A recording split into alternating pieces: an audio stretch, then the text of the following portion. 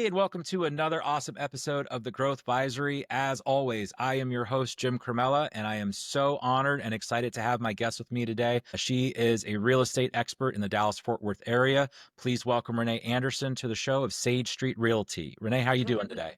I'm doing great. Thank you. Awesome. Well, I would love to say that I could give the best intro of all time to you, but I find that you can do that way better than I can. So I'm just going to pass it over to you and tell our listeners who you are and what you do and why we should be listening to you. Okay.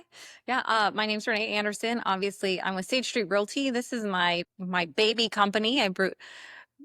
Boutique real estate brokerage. We focus on both commercial and residential real estate in the DFW market, and we do expand throughout DFW. And if you are in Texas or from Texas, you know that it's quite an expansive market. So Yes, it we're is. fortunate enough that we've got agents throughout DFW that are able to serve those different communities. I've been in real estate for about 15 years now, and I started Sage Street Realty 5 years ago. Kind of felt like I was drifting in the wind in a business that can at sometimes make you feel like you're an island, when I was looking deeply for a community to connect with. And so when I couldn't find that community, I created it.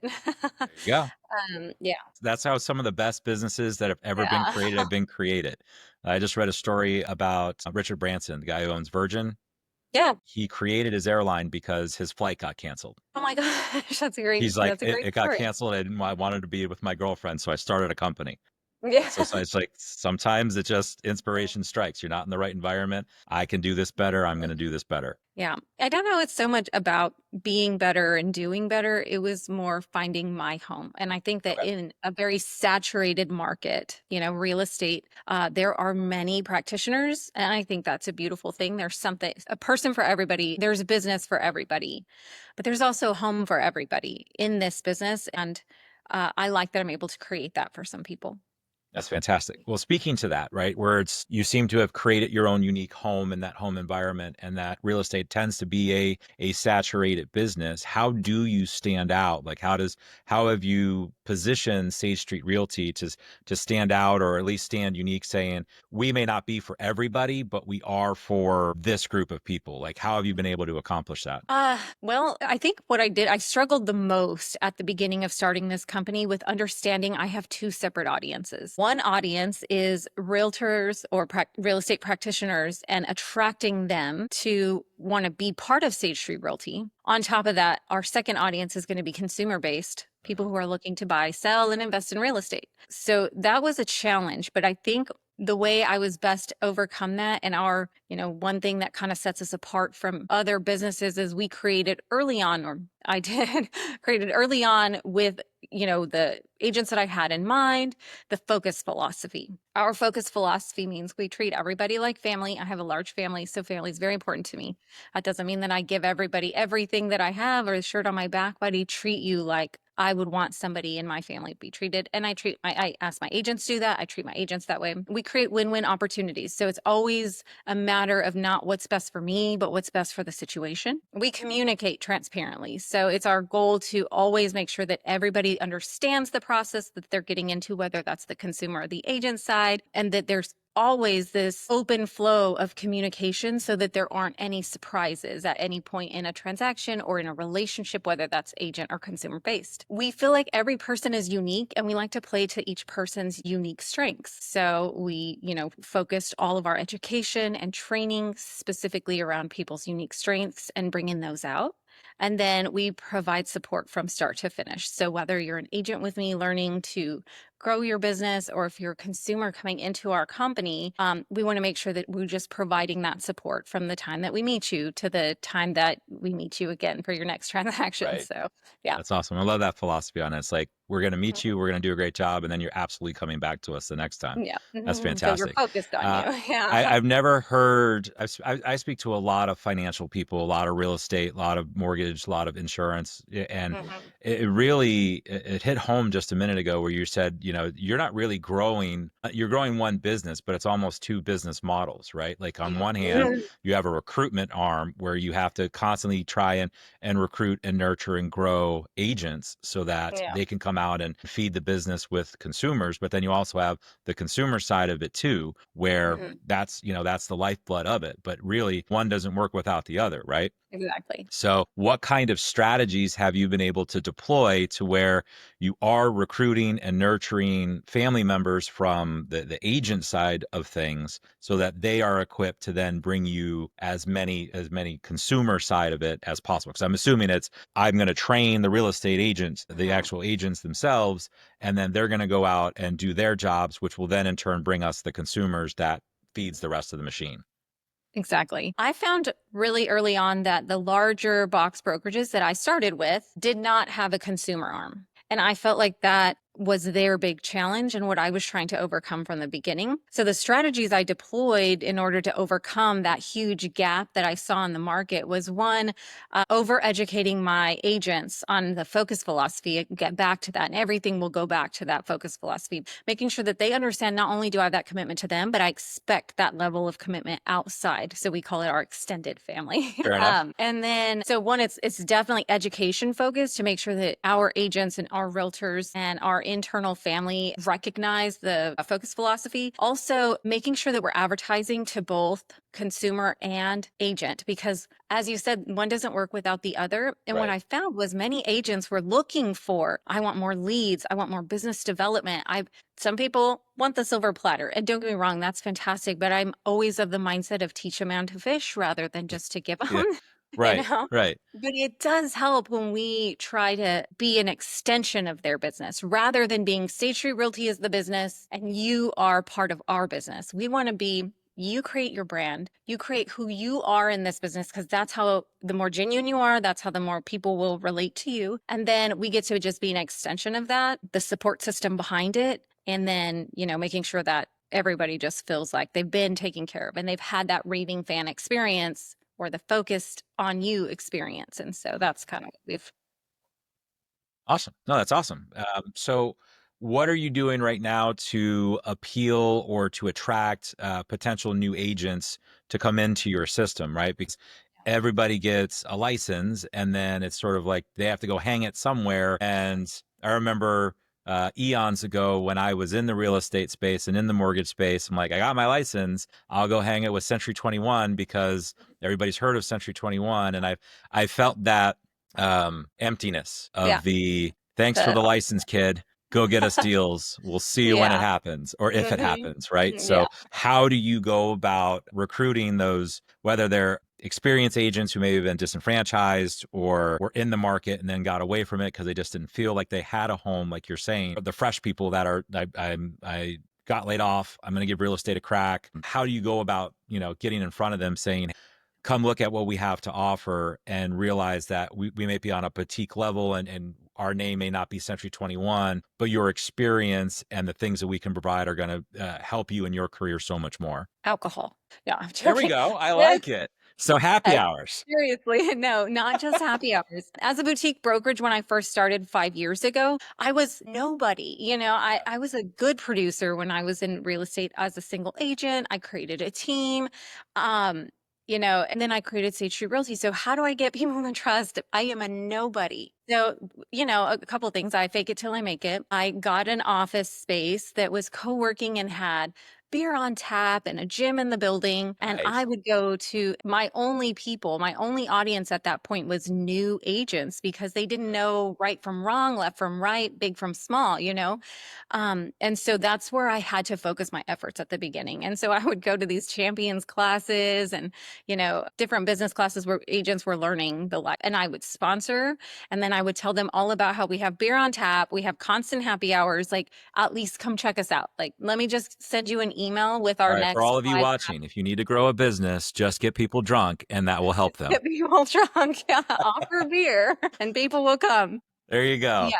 So that was absolutely my main and only strategy at the beginning. Okay. Now, as a more seasoned boutique brokerage, a lot of ways. So, yes, I still do the champion thing. Yes, Sure. I still make sure people have adequate alcohol provided At all times. at all times. And we have a license. My daughter's a licensed bartender, so we're Oh, there always, you go. being very safe every Yep. time I offer it. There are other ways now. So, transaction to transaction. Every time we do a transaction with an agent, I am very involved with the constituents that I work with, and I ask them like, what did you enjoy about this agent? What did you like and dislike about this transaction? And would you refer this agent into Sage Street Realty? Do you think they're a good apple? Because as small as we are, one person who's a little bit of a bad apple could really Oh quickly yeah. spoil. Yeah, unfortunately, it's that old adage where if you're a small business, people give you one chance. If you're a big business, for some reason, they get more leeway. And I They always get use so the much more example of leeway. McDonald's, right? You can have a mom and pop shop restaurant, and you could go in there, give them one chance, and you have one thing wrong, and you never go back there ever again. But if you go to McDonald's and you do your order through the drive-through and they screw something up or the fries are soggy or cold or whatever, odds are you're still going back there. You're going back. That's such a good Right? analogy. And it's so backwards where it's like you got people who puts their heart and soul in their business, and sometimes we're all humans, so mistakes will happen, right? It's a Absolutely. matter of how do you rectify the mistakes, how do you own the mistakes, and that Mhm. small businesses, like my wife has a small business, and we deal with that too. It's like Yeah. we do 10,000 things right and one thing wrong, and you're no longer going to shop with us because we did Yeah. one thing wrong one time that really Mhm. may or may not even been our fault. But Yeah. then again, you're not going to look at Amazon twice if they screw up. No. It's a very double standard situation. And it's unfortunate, but it helps to know who you're getting in business For with. And sure. that's the best way to know because I can sit down with an agent and say, look, I'm fantastic. Sage Street Realty is fantastic. And I promise you're going to do great here. I can't promise that. And I can Yep. talk till I'm blue in the face and tell them that they're going to have a great business. But that's your work ethic that needs to go For into that. sure. On the transactional side, when I have an agent who specifically worked with them, brokers in Texas are so responsible for the agents under them. So I'm also so responsible for what they put out. Yeah. And I want to make sure that I'm not getting into business with people who are going to get me sued. Right. Right. Yeah, So I that's don't blame another you. way that we recruit is transactionally. If it's a good fit, I reach out, I send them a letter, and then I invite them to everything. And I've got their email because they were part of a transaction, so they go Right. to email marketing. And then also, it's just a word of mouth thing. I think I've built such an amazing family that we've grown and shrunk like every boutique brokerage, and Sure. we've had our ups and downs. But what I can say is that every agent that I have speaks so highly to our brokerage. And it's not just because of me, because I'm in leadership and I own the company, it's because they feel empowered to be in leadership. They Right. feel empowered to push their business forward. And so they like that and they say it. And then we get recruiting just through, agent referrals, which has been really great. That's fantastic. So would you say you spend equal amount of time trying to grow the agent side and the consumer side, or is there like a differential there where 2/3 is consumers, 1/3 is agent growth, or how would you divvy that up? I would say that changes year to year because Okay. at the beginning it was all agent growth. Now, as I guess, a more seasoned brokerage, we're able to really kind of expand that, marketing effort. So a lot of times the consumer side is put on the agent. Like as you mentioned, bigger brokerages, they, thank you for joining us. Nice to see you. If you do a transaction, I might remember your name. But if you don't do a Exactly. hundred transactions, I definitely won't remember your name, and you're never going to win it here. So I think at this point in our company, I spend probably about 60% of time on consumer development, making sure that, brand recognition is done, that we have, just adequate marketing out there. We have campaigns that go out for consumers, both on the housing side and the commercial side. We were really big during the COVID era. We were placing and repurposing a lot of medical space with doctors. And so that's kind of where we really got our footing in the commercial side of the industry. Okay. So when I developed the consumer side, sometimes the agent side kind of just falls in. It's Right. hard to say no to a company who's got so much business they can't handle it. Yep. So that's been Okay. extremely helpful. and a So good what kind of strategies are working for you guys right now on the consumer side, like in 2025? So if you're watching and you're an aspiring real estate agent, take notes. Like this is where she's going yeah. to give you the hot sauce about how to do this. So in the consumer side of thing in 2025, what are you finding as an effective way to get in front of homeowners or perspective? I want to buy, I want to move here, I want to sell. On the commercial side or the residential, what are you finding success in? I'm a big data nerd.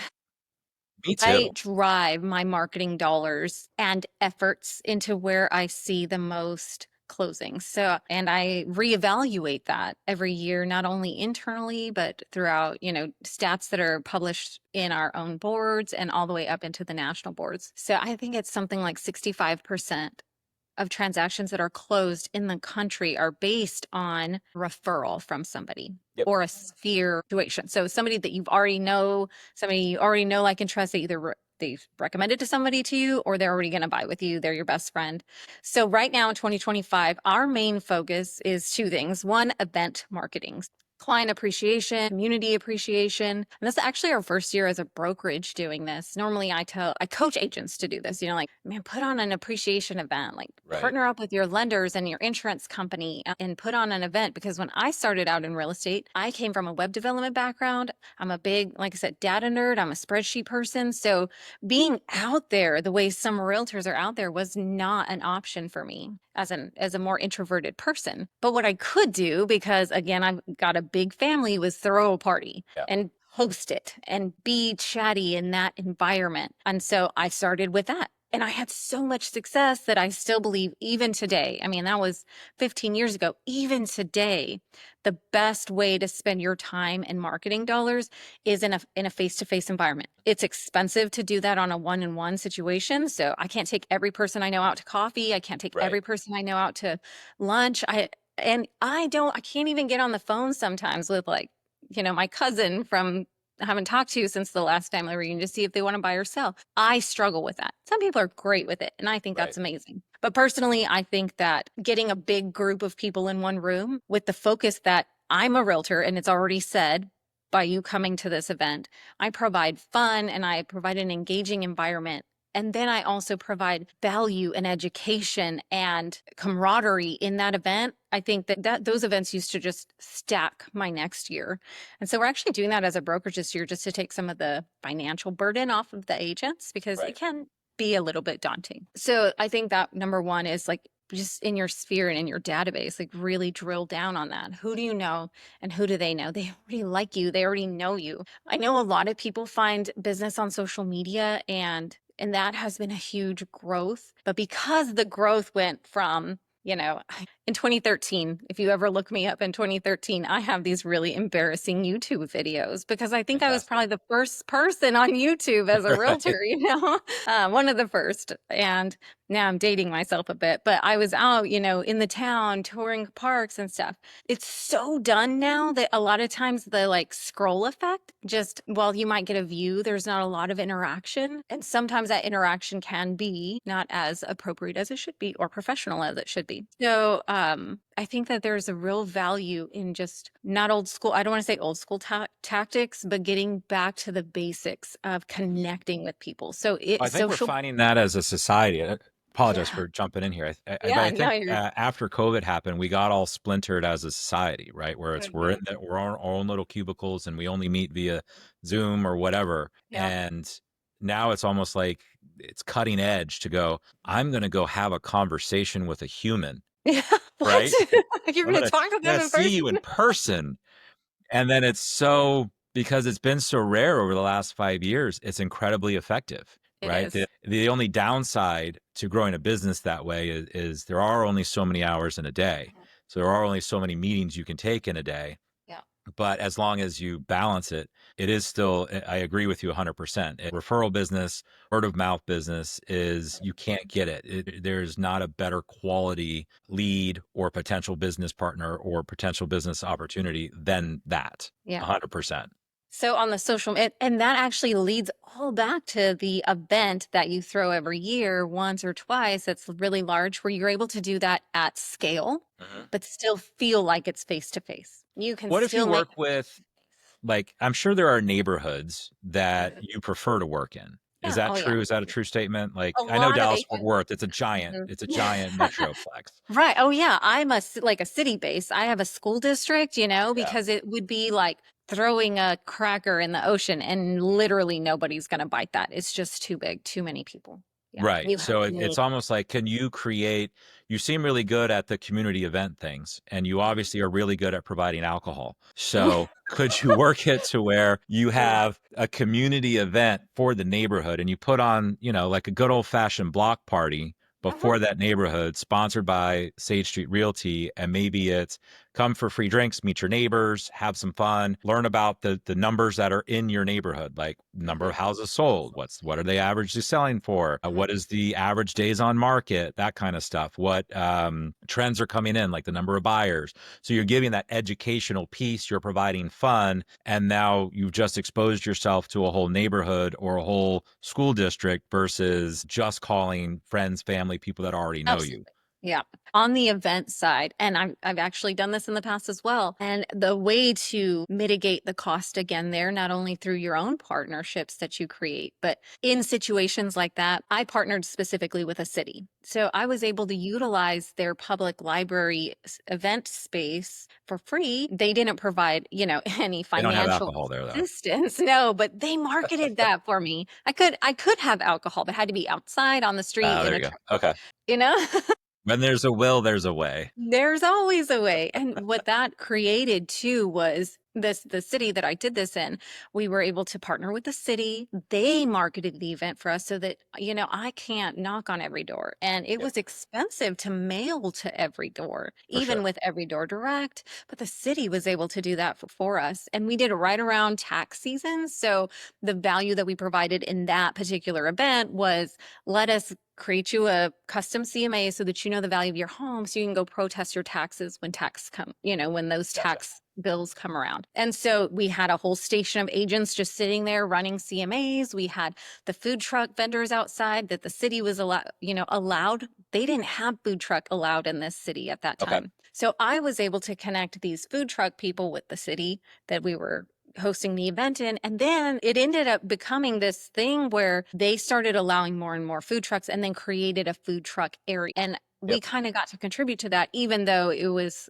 through, this very distant event that really there would have never been a connection. They would have Yep. never allowed food trucks in that city at the time. And so, we were able to get that connection going. And the funny thing is, that's a lot of how I was able to get the ball rolling on the commercial side, was because I had met these food truck vendors that didn't have brick and mortar. Some of them didn't need it, but they needed professional kitchens for prep and stuff. So I was able to kind of step in as their You really are a commercial. mover and shaker, it seems like. Yeah, it's When there's an really, opportunity, you jump all over it. but you've got to find every opportunity Yep. and connect the dots. And sometimes they just like fall into your lap, but sometimes you have to work really hard to make those connections.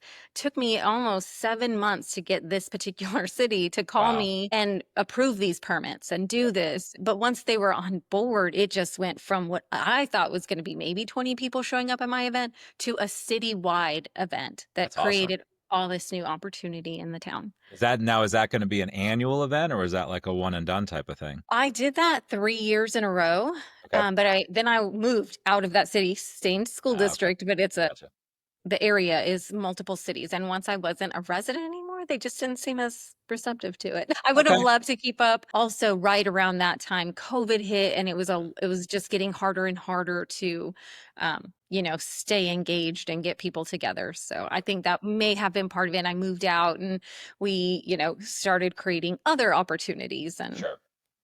Okay. Awesome. Awesome. Well, that's really great strategy. I love that, Shari. That's awesome. Okay, cool. So with the good, there's always some struggle, right? There's always some frustration, especially in this market. So yeah. I'm going to flip the coin a little bit here and say, what kind of challenges over the last 5 years of Sage Street have you guys had to overcome that you've been able to overcome so that you're still here, you're still strong, you're still growing? But what challenges have you faced by growing this business? Multiple challenges. My first thought was get big and get big fast. But if infrastructure isn't already in place, getting big becomes a huge challenge. So I went from myself and a couple of agents that I knew along the way that were like, oh, Renee can sponsor my license now. And they liked me, so my sphere. I went from 5 agents to 35 agents in the Okay. span of 8 months.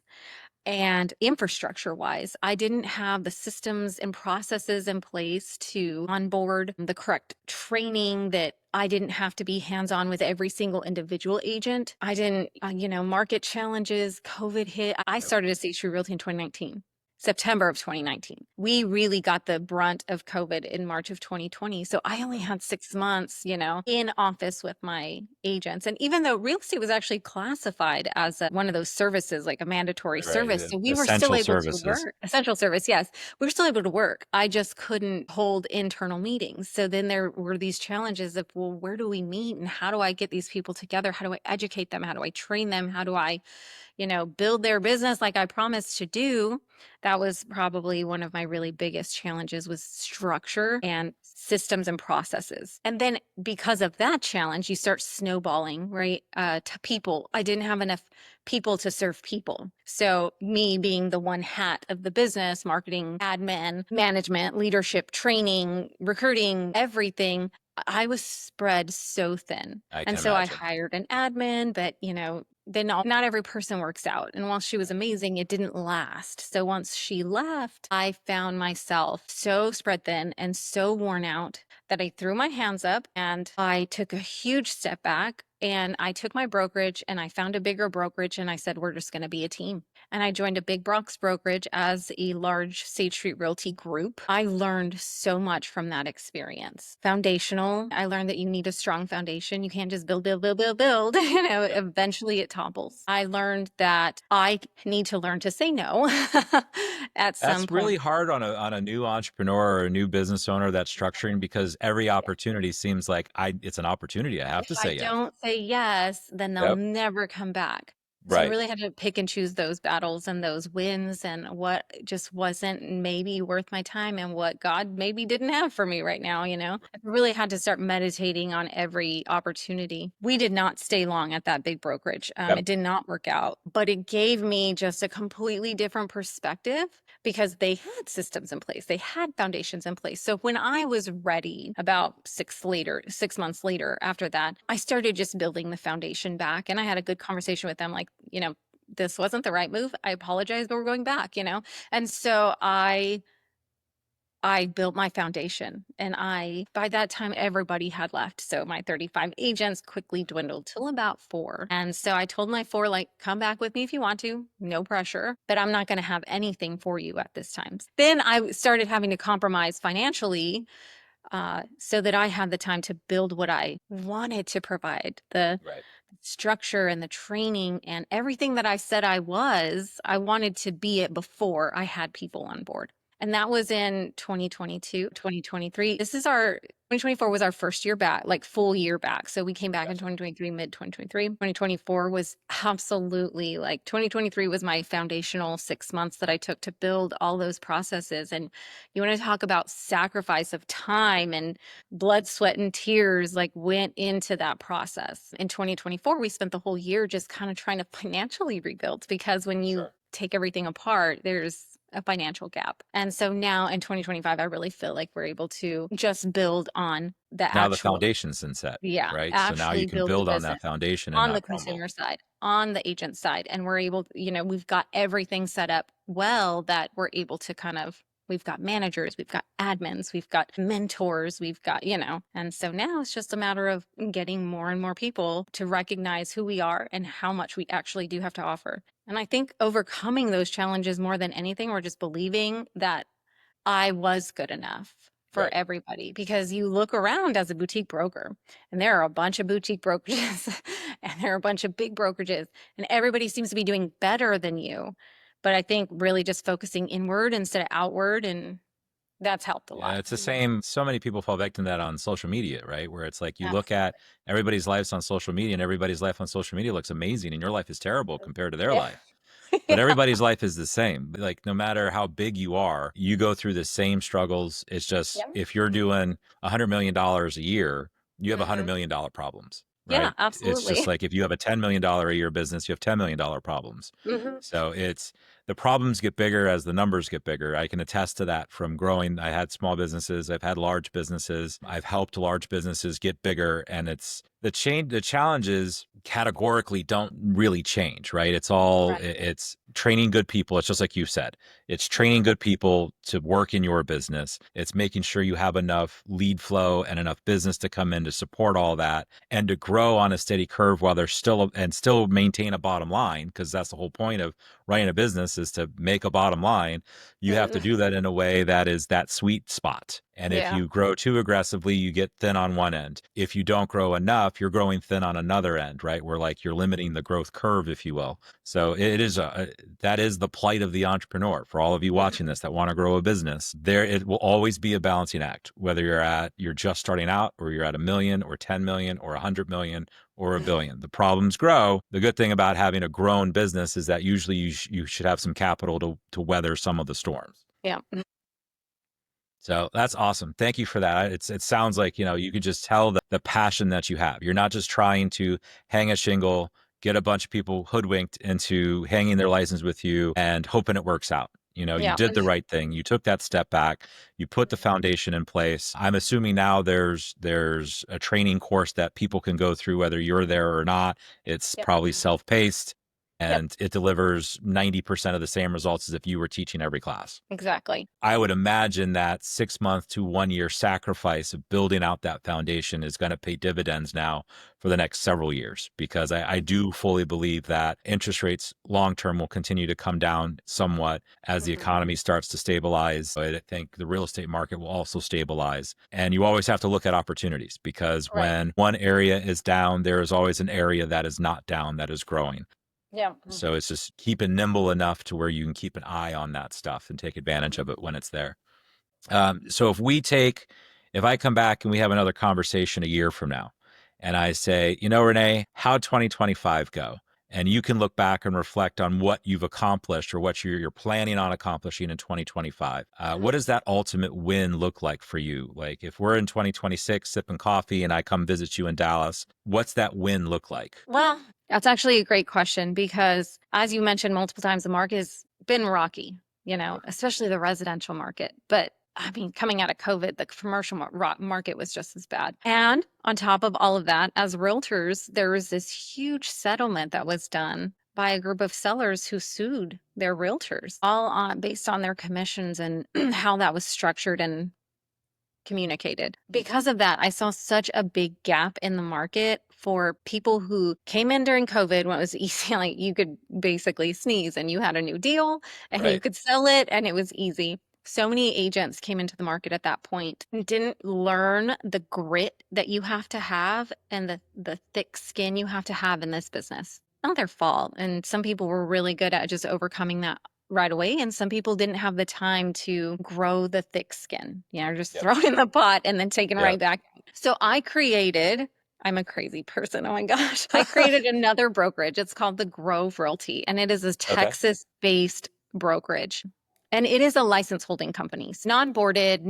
No, you don't have to pay MLS dues. You don't have to pay realtor fees. You just are a real estate practitioner who cannot practice. Because in my company, you can't do real estate. However, you can send out referrals and Yep. get that referral fee. So anybody who's an agent has had, they know you've taken this education class. You are not allowed to do business, or you're not even allowed to take a referral fee if you do not have an active license. And then Right. you spent money on your license and time on your license, and maybe you don't want to get rid of it, but you don't want it to go away in 2 years. But you also don't want to be paying all this money because a lot of people got another job this last 2 years because Yep. interest rates went so high. Buyers went out of the picture completely, and Yep. sellers got stale and businesses went stagnant. I mean, nobody's moving, and we've kind of all seen that. Now it's getting better. Absolutely. Don't get me wrong, but so many agents felt stuck in their real Yep. estate license. So I created another brokerage called the Grove Realty. And while that creates it solves a really big problem on the licensing side,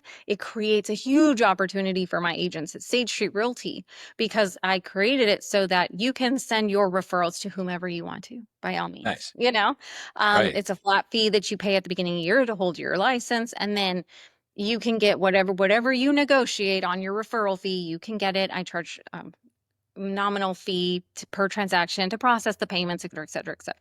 But if you refer into Sage Street Realty, I've pre-negotiated a really high commission split, and there are no additional fees. So what I've created is this atmosphere of real estate. So I think if you sat with me in a year, what does my biggest win would be that I've created a beautiful ecosystem throughout the Sage Street Realty brand that has a nice lead flow coming in for my agents, that I've created an opportunity for people who had to step out of the business. And now they are sending leads into Sage Street Realty. But not only that, when they're ready to get back in the business, who are they going to trust? I've been Of providing course. education. They came Right. to You've all been my paying them for a plug-in month or happy months or hours and years all at of that our point. fun events, so it's a new recruiting strategy for me.